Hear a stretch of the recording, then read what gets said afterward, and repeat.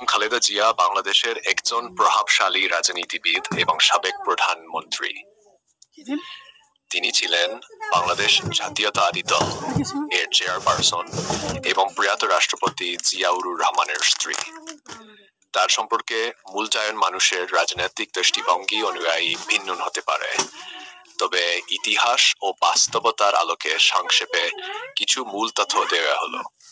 রাজনৈতিক পরিচিতি ও নেতৃত্ব। দল বাংলাদেশ জাতীয়তাবাদী দল বিএনপি।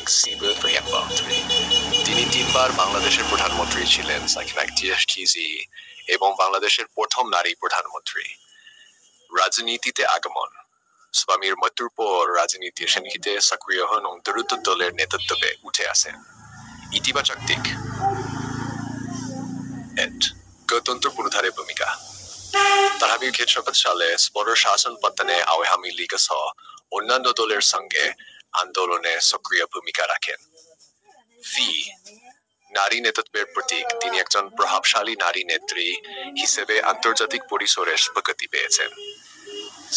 উন্নয়নমুখী পদক্ষেপ। তার শাসনামলে কিছু অবকাঠামো উন্নয়ন, প্রাইভেট সেক্টর প্রবৃদ্ধি এবং বিদ্যুৎ খাতে উন্নয়ন দেখা গেছে। সমালোচনার দিক।